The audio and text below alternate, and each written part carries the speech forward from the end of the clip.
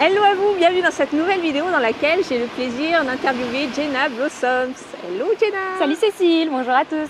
Alors, on est aujourd'hui à Hawaï pour vous faire cette vidéo. Donc, je ne sais pas si vous voyez le joli décor, on va vous mettre quelques images peut-être pour vous partager voilà, l'énergie qu'il y a dans ce lieu.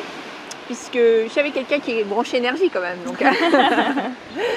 Alors, si vous ne connaissez pas Jenna, elle va se présenter peut-être. Mais donc nous, on s'est rencontrés à une retraite énergétique. Et Jenna, elle est dans le monde de la spiritualité. Donc, qu'est-ce que tu fais exactement, Jenna? Alors, moi, je suis auteure et enseignante en développement personnel et spirituel. Ouais. Donc, je parle de mission de vie, je parle d'intuition, je parle de manifestation sur les sujets et de vibration, sur les sujets sur lesquels je partage principalement. Ouais. Et pour ça, je passe par plusieurs moyens. J'ai une chaîne YouTube, je partage aussi à travers mes réseaux sociaux, à travers mes livres, dans certains événements et puis à travers des ateliers en ligne, des méditations et tout plein de choses. Voilà, donc tu accompagnes les gens pour se connecter à cette partie d'eux-mêmes, à leur âme. Et on va parler aujourd'hui d'un sujet qui te tient à cœur, qui est l'intuition. Parce que moi je me suis ouverte assez récemment, comme tu le sais, à tout ce qui est spiritualité. En tout cas, j'en ai pris conscience récemment. Et je trouvais que c'était intéressant qu'on puisse relier ça à ce que vous vivez peut-être aujourd'hui. Voilà, peut-être que vous êtes, vous savez que vous avez de l'intuition, peut-être que vous êtes connecté, peut-être que vous n'êtes pas du tout connecté, peut-être que vous l'écoutez, peut-être que vous ne l'écoutez pas. Mais ce qui serait intéressant, c'est de savoir déjà comment on peut définir l'intuition. Comment tu la définirais toi? L'intuition, c'est la capacité à se relier au divin et à recevoir une guidance. Oui. C'est simplement cette capacité qu'on a, cette ouverture que l'on a absolument tous à recevoir une guidance en permanence. Ce n'est pas forcément une voix qui vient nous parler ou des visions chamaniques tout d'un coup. C'est simplement, ça peut être très subtil, un appel, un sentiment intérieur, une petite voix, vraiment une direction qui nous semble juste et qui en fait non pas guidée par notre mental et notre volonté de tout analyser, conscientiser, mais par une énergie plus haute. Voilà ce que c'est notre intuition. Alors comment on arrive justement à distinguer, puisqu'il y a beaucoup de gens qui sont dans le mental, moi-même j'étais beaucoup dans le mental il y a encore quelques temps, je suis peut-être encore un peu, hein, on est tous un peu, mais comment on arrive à distinguer justement cette petite voix et voilà, des choses qui viendraient de notre mental pour prendre des décisions par exemple? Ça, c'est la question, la grande question qu'on se pose toujours. Mais j'ai eu cette idée, est-ce que c'est mon mental ou est-ce que c'est mon intuition? Comment est-ce que je peux être sûre et comment je peux savoir qui écouter? Quand on commence à s'ouvrir à ça, ça devient de plus en plus facile de savoir qu'est-ce qui est l'un, qu'est-ce qui est l'autre. Le mental, quelles sont ses caractéristiques? Très concrètement, c'est souvent très raisonnable, très ancré sur Terre. C'est souvent une suite logique, un raisonnement, parce qu'il s'est passé ça, on en déduit ceci, on en déduit cela, donc on pense, on anticipe. C'est souvent basé sur le futur ou sur le passé. Et puis, c'est en général très sérieux. Le mental, il est un peu un peu grognon, un peu terre à terre, un peu bien encadré, on fait les choses bien comme il faut, comme c'est bien, etc. Et il essaye toujours de faire ce qui va nous protéger de nos peurs. Un peu certain, quoi. Ce qui est certain, il veut aller là où il y a là où on connaît, là où on est sûr, là où on est rassuré également. Et quand on ressent l'énergie du mental, en général, c'est beaucoup plus dense et c'est très dans la tête. C'est-à-dire qu'on ne va pas se sentir en joie, on ne va pas se sentir habité par quelque chose, on ne va pas sentir un petit souffle comme ça de renouveau qui est beaucoup plus lié à l'intuition pour le coup. Parce que l'intuition, elle, lorsqu'on on reçoit simplement une idée, une énergie, un message, quoi que ce soit qui provient d'une énergie plus haute, ça a une énergie différente et on le sent parce que tout d'un coup, il y a quelque chose qui s'ouvre en nous plutôt. C'est beaucoup plus dans cette énergie spontanée, ça vient de nulle part en général, c'est pas une réflexion logique, c'est une idée comme ça qui arrive tout de suite quand on est souvent prêt sans penser à rien ou quoi que ce soit, qu'on est en train de l'accueillir. C'est en général assez fluide. Ça peut on peut avoir certaines peurs qui vont avec l'intuition. C'est pas parce qu'on a une intuition qu'on n'a aucune peur et qu'on est sûr que ça va bien se passer. Il faut prendre un certain risque pour faire de plus en plus confiance en son intuition, mais on sent qu'il y a un appel. Je dis souvent que c'est la différence. L'intuition, c'est un petit appel intérieur, tandis que le mental, c'est plutôt une contrainte extérieure. Oui, d'accord. Donc tu parlais de réflexion logique et tu parlais d'avoir peur, parce que souvent, justement, notre intuition, elle nous connecte à quelque chose qui est complètement, parfois illogique, c'est-à-dire par rapport à ce que notre mental nous dirait de faire, on va peut-être faire le contraire Et c'est parfois challengeant en fait, parce qu'on se dit mince, on va sauter dans quelque chose qu'on connaît peut-être pas, ou on va peut-être faire quelque chose qui est on dit contre-intuitif, mais c'est pas le mot en fait, parce que souvent on dit que c'est contre-intuitif, mais c'est contre-mental. J'aime bien quand tu m'avais dit ça récemment, c'est contre-mental, c'est-à-dire que ça remet en cause des schémas presque tout faits que notre mental connaît. Exactement. Oui, c'est ça. En fait, c'est toujours un petit saut dans le vide d'écouter son intuition. Oui. C'est quelque chose qui... Alors, surtout quand il s'agit de décisions un peu plus importantes, mais parfois même, je prends pas de parapluie. Ils ont dit qu'il allait pleuvoir, mais pourtant, moi, je sens que j'ai l'idée de ne pas en prendre. Alors du coup, je fais un petit saut dans le vide et peut-être que ça va marcher, peut-être que ça va pas marcher. Votre intuition, elle va s'affiner, mais en tout cas, vous faites ces petits sauts de confiance de plus en plus et vous allez apprendre à vous écouter et à ressentir ce qui est juste et en allant avec le flow, comme on dit, de plus en plus. Donc effectivement, il y a un côté courage, il y a un côté oser sortir de ce qu'on connaît, oser sortir de ce que notre mental a construit, qui nous sert, notre mental nous sert. Hein. C'est comme moi je dis souvent, c'est comme notre assistant. Il faut que notre âme soit le boss et il faut que notre mental soit l'assistant. C'est-à-dire que notre mental... Exactement. Souvent notre mental devient notre dictateur. Moi je l'appelle les dictateurs parce que c'est tu dois, il faut, tu ne dois pas, tu devrais et ça devient extrêmement oppressant. Donc c'est vraiment cette autre énergie qui est l'intuition, qui est la guidance intérieure. C'est beaucoup plus libre, c'est beaucoup plus joyeux en général. Il y a quelque chose qui s'ouvre à l'intérieur de nous. Il faut oser petit à petit lui faire confiance. Alors ce que j'aime bien dans ce que tu partages, et en plus te connaissant, parce que si vous ne connaissez pas encore Jenna, moi j'ai appris à la connaître assez récemment, mais tu es quelqu'un qui a réussi brillamment ses études, donc tu as beaucoup fait travailler ton mental, et ton mental c'est ton allié aussi. Tu dis toi-même il faut lui quelque part que ce soit ton assistant, donc, mais tu n'es pas quelqu'un de complètement perché, déconnecté de la réalité entre guillemets. et du coup, comment toi tu es venu justement, je sais que tu me partageais que tu t'es connecté à tout ça très jeune, mais comment justement tu as trouvé cette balance, cet équilibre en fait entre je suis dans tout ce qui est raisonnable entre guillemets dans le sens logique, etc. Et j'écoute tout ce qui vient de plus grand que moi, on va dire. Bien sûr. C'est une belle question parce que c'est vrai que pendant longtemps on m'a qualifiée plutôt comme dans la case intellectuelle, intello. J'ai souvent été appelée comme ça parce que c'est vrai que j'ai cet amour d'apprendre, j'ai une grande mémoire et j'aime bien comprendre, analyser et cette partie-là de moi, elle existe et je la renie pas. En revanche, pendant très longtemps, même si j'avais ce grand attrait et cette connexion spirituelle qui était déjà là, j'avais peur de faire ce que je vous disais tout à l'heure, c'est-à-dire ce saut dans le vide, de lui laisser prendre trop de place. J'étais plutôt dans le fonctionnement inverse qui était mon mental, c'est mon petit dictateur intérieur et du coup je trace, j'y vais, je maîtrise, je gère et je suis vraiment dans ma tête. Et tout ce qui venait de mon cœur qui était un peu foufou et un peu, un peu trop perché, je le mettais de côté en me disant je le fais le dimanche, quand il n'y a personne, et là je m'autorise à parler à mes guides et à faire mes méditations et à être beaucoup plus connectée. Et à un moment donné, j'ai senti que mon cœur, l'ayant laissé vraiment de côté pendant trop longtemps, je l'avais presque éteint et que surtout le chemin de vie qui s'ouvrait devant moi en écoutant uniquement mon mental, c'était absolument pas une vie qui me nourrissait et qui me mettait en joie. Et pourtant, elle nourrissait vraiment profondément mon intellect.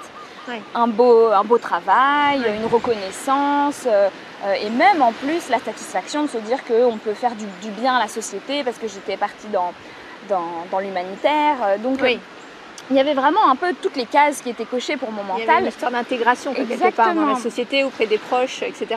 Oui, complètement. Ça en fait énormément partie aussi. Vraiment l'idée que en fait, on fait avec ce qu'on a et on essaye de mettre un peu de soi, mais toujours en restant dans des cases de ce que la société attend de nous. Et en fait, ce qui m'a vraiment libérée et ce qui m'a permis de m'écouter beaucoup plus qu'avant, ça a été de me dire que ce déclic que j'ai eu, c'est que je ne suis pas sur ma mission de vie et il faut que je prenne la responsabilité de ma mission de vie. Et à ce moment-là, il y a quelque chose d'énorme qui a vraiment changé. Il y a vraiment une transformation, une ouverture énergétique déjà physiquement incroyable qui s'est passée.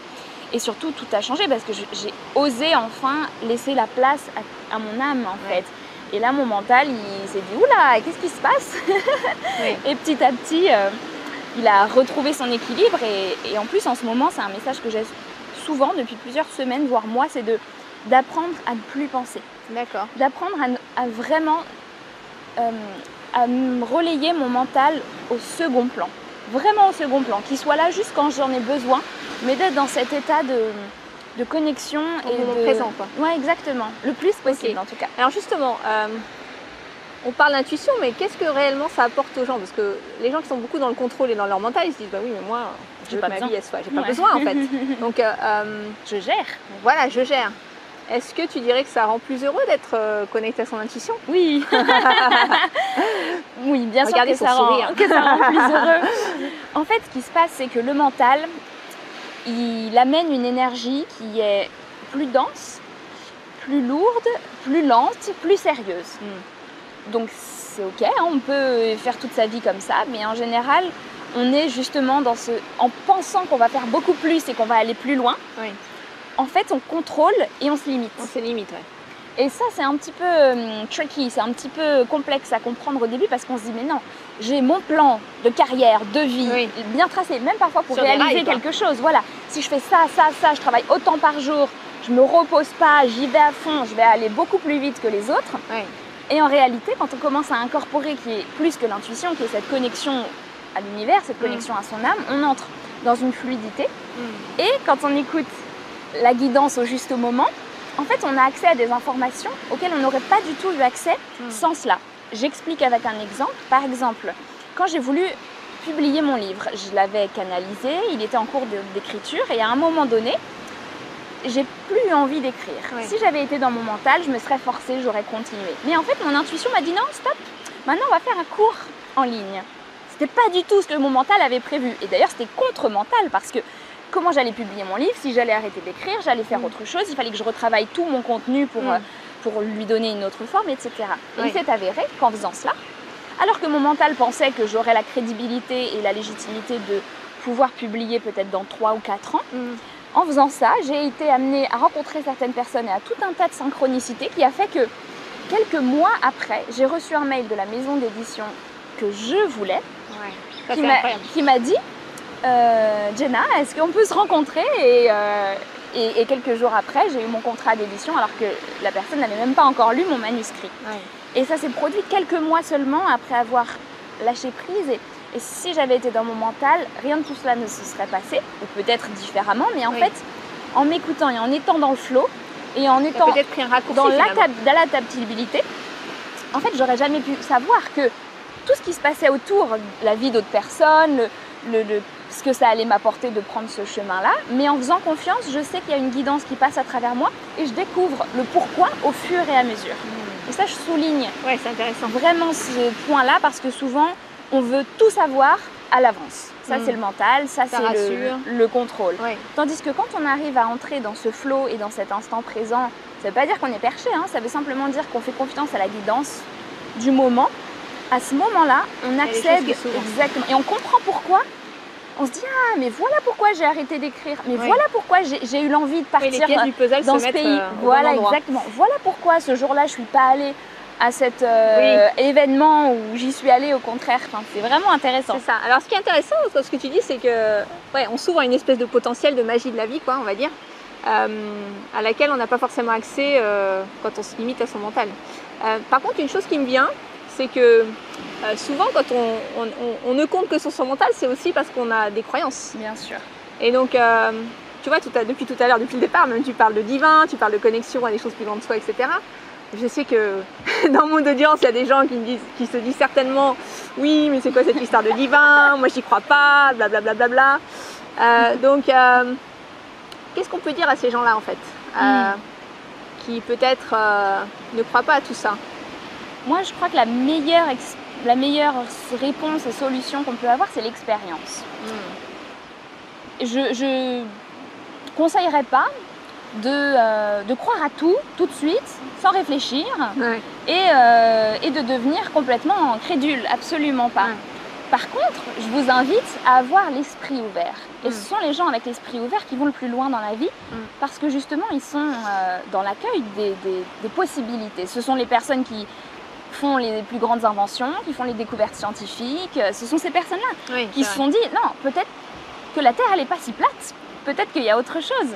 Et c'est en ayant l'esprit ouvert qu'on accueille et qu'on découvre et qu'on accède à plus grand. Donc, avoir l'esprit ouvert et faire l'expérience. C'est pas l'expérience de je vais tout d'un coup prier 4 heures par jour et méditer dans une cave. C'est simplement, je fais l'expérience de penser et analyser un peu moins et de calmer cette énergie intérieure par la respiration, par des méditations guidées, et ça je vous laisse choisir, il y a plein de moyens, et de faire confiance à cette petite voix. Moi j'appelle ça pour des mini-décisions, c'est-à-dire pour des décisions qui n'ont pas de grandes conséquences. Le parapluie, qu'est-ce qu'on va faire de son temps libre l'après-midi, j'en sais rien moi, comment est-ce qu'on va s'habiller le matin, quel magasin on va aller pour aller choisir, je sais pas, quelque chose dont on a besoin. Ces petits moments-là. Alors en fait. comment justement, tu parlais de petite voix, c'est quoi le signe? C'est dans le corps? Parce que on se déconnecte du mental, donc on passe certainement par le corps ou par... C'est quoi en fait les signes pour toi qui font que tu dis ça c'est mon intuition?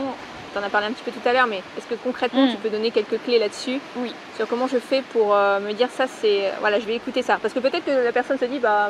il n'y a rien qui vient là tout d'un coup, j'entends pas de petite voix. Parce qu'on cherche. Parce qu'on cherche. C'est la première chose, c'est parce que souvent on cherche.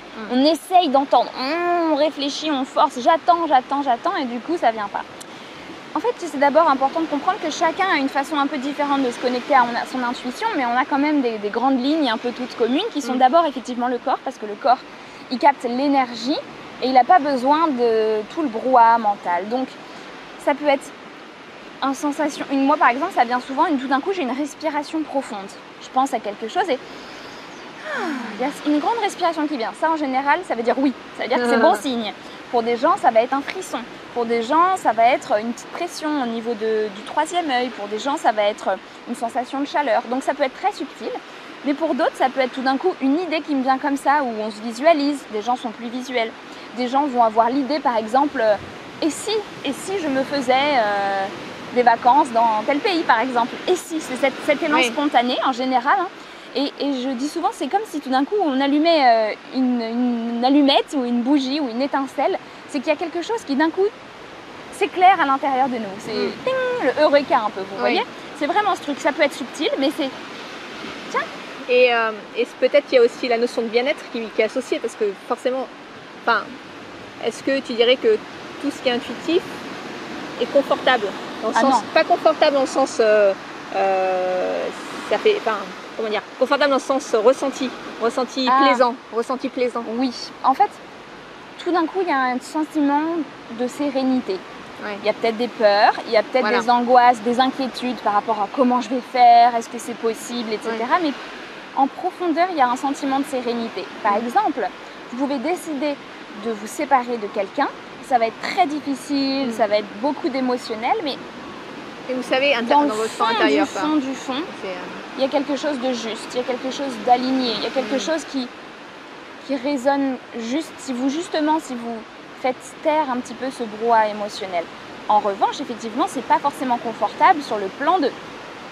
Ça fait sortir de sa zone de confort. Moi, j'appelle pas ça la zone de confort, j'appelle ça la zone de sécurité. Parce que c'est pas souvent confortable, la zone de confort.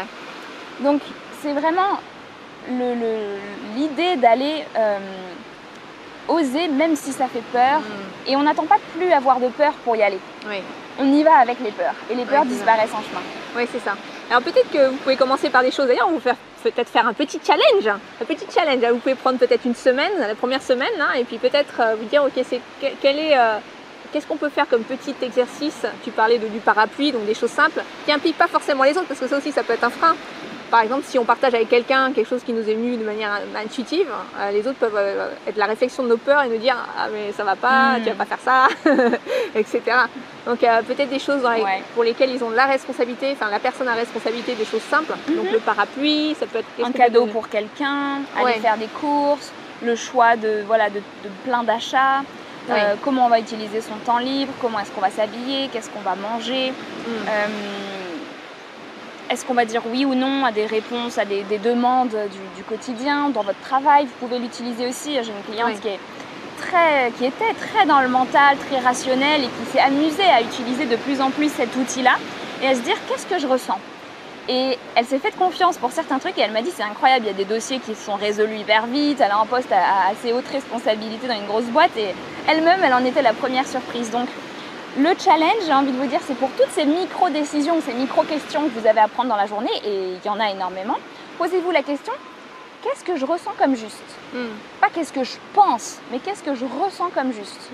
Et vous verrez que tout d'un coup, vous allez être attiré vers une direction plus qu'une autre. Et si vous avez du mal au début, c'est pas grave, laissez-vous du temps et expérimentez et amusez-vous surtout. Oui, parce amusez-vous, que c'est vraiment, c'est le mot qui me venait parce que c'est ça en fait, c'est rigolo en fait de tester ce genre de choses et d'avoir le feedback ou de se dire. Et en fait, par expérience, tu dirais que les gens qui se connectent de plus en plus à leur intuition, ils changent l'équilibre entre faire confiance à l'intuition et leur mental, c'est-à-dire il y a des choses qui s'ouvrent tellement grandes. Est-ce qu'il y a des gens pour qui ça se passe pas très bien en général? Ça dépend de quel point de vue on regarde. Ouais. Quand on commence à changer son mode de fonctionnement dans sa vie et à canaliser, parce que c'est ça qui se passe en fait, juste à recevoir une énergie plus haute, à ce moment-là, il y a des changements qui se passent dans notre vie. Forcément. Oui, qui peuvent être assez parfois assez drastiques, parfois assez importants. Il peut y avoir des déménagements, des séparations ou des mises en couple aussi, des changements de vie professionnelle. Il peut y avoir des relations qui changent avec notre entourage, mais c'est pas quelque chose dont on doit avoir peur, c'est pas quelque chose de mal en soi, c'est un réalignement énergétique. C'est-à-dire que vous passez sur une autre fréquence, sur une autre vibration, et quand on atteint cette vibration-là, qu'est-ce qui se passe? Eh bien, l'équilibre change. L'équilibre de ce qu'on avait créé jusqu'à maintenant change et on se met à manifester une vie professionnelle, amoureuse, sociale, financière qui est alignée à la vibration que tout d'un coup on émet. Et pour pouvoir manifester ça, il faut forcément se délester de tout ce qui correspond à notre ancienne vibration, de tout ce qui correspond à notre ancien mode de fonctionnement. Et c'est normal, c'est un cycle, c'est pas quelque chose dont on doit avoir peur, c'est la vie. Alors j'aime bien que tu partages ça parce qu'en fait, il y a quelque chose qui me vient, c'est que ça peut être challengeant dans le sens où peut-être on doit prendre des décisions, mais parfois les choses se font naturellement. Par exemple l'entourage, moi je l'ai vécu. Il y a des gens avec qui je résonne moins maintenant et naturellement on s'éloignait, mais c'est même pas une rupture brutale, c'est simplement que j'ai fait d'autres rencontres. Et il y a d'autres personnes de qui je me suis éloignée naturellement, j'ai plus le temps de les voir ou j'ai pas forcément l'envie, donc je réponds pas forcément, etc. Après effectivement il peut y avoir des décisions, des choses où on dit bah tiens j'ai allé plutôt dans ce sens-là que dans l'autre, mais tu l'as pas rationalisé, c'est venu spontanément s'intégrer en toi jusqu'à ce que ce soit le moment de poser une action. Mais c'était un élan, c'était un appel. Et c'est effectivement ce qui se passe quand on se met à s'écouter. Ce qui peut être incroyable aussi, c'est qu'on voit des gens qui changent de régime alimentaire, qui changent de style vestimentaire, qui changent de mode de vie, de passion, qui changent de corps, de visage parfois, d'expression. Parce que, en fait, naturellement, on devient, entre guillemets, une autre personne. C'est quoi? C'est juste qu'on passe à une autre vibration. Donc, exactement comme tu le disais, ça se fait naturellement. Il y a parfois aussi besoin qu'on pose des actions parce qu'on est dans une co-création permanente avec l'univers, mais on ne se force pas. Vous voyez, c'est vraiment l'alimentation, c'est un bon truc. Il y a le régime où on se force, où mentalement on se dit ok, à partir de maintenant je fais ça, je fais ça. Et puis là ça repose sur la volonté, c'est compliqué. Exactement, et c'est une contrainte et une force, et on est dans l'effort. Tandis que quand on se met tout d'un coup à s'écouter, pas à écouter vos addictions ou votre mental, mais à écouter vraiment cet appel de je me sens appelée à manger plus sain, je me sens appelée à prendre soin de mon corps, je me sens appelée à m'aimer d'une nouvelle façon et à le manifester différemment dans ma vie, alors on a moins besoin d'efforts parce qu'on a une énergie intérieure qui est beaucoup plus fluide. Et on est moins dans le rigide, beaucoup plus dans le flow. Ouais, c'est ça. Donc donc c'est vraiment à tester, à expérimenter comme tu disais, c'est ce qu'elle va vous inviter à faire. Et pour te retrouver, Jenna, donc tu as une chaîne YouTube à ton nom, c'est ça? Oui, Jenna Blossoms, vous cherchez tout sur simplement. YouTube. Donc vous pouvez suivre toutes les vidéos parce que tu partages sur l'intuition, mais tu partages évidemment plein d'autres sujets. J'ai vu la mission de vie, j'ai regardé un petit peu ta chaîne tout à l'heure. Il y a plein de sujets. Donc allez regarder, allez vous abonner à sa chaîne. Suivez Jenna parce qu'elle partage du super contenu qui va vraiment vous aider à passer au niveau supérieur dans votre vie. Quelque part, c'est ça, c'est élever ses standards, suivre son intuition. Standard de vie. C'est s'ouvrir en fait. C'est s'ouvrir. Lorsque notre monde, on pense qu'il a cette taille-là, en fait, on réalise qu'il est comme ça, qu'il est infini. Il est peut-être au-delà de ce qu'on imagine même. Et c'est à la fois une belle leçon d'humilité et à la fois on se sent extrêmement grand et puissant et important et ça fait du bien aussi. Ouais, très chouette. Bah écoute, merci beaucoup pour tous ces partages. Et on vous dit à très vite. Likez cette vidéo et partagez si vous avez aimé avec vos amis qui pourraient en avoir besoin. Et on vous dit à très vite. Bye bye. Au revoir.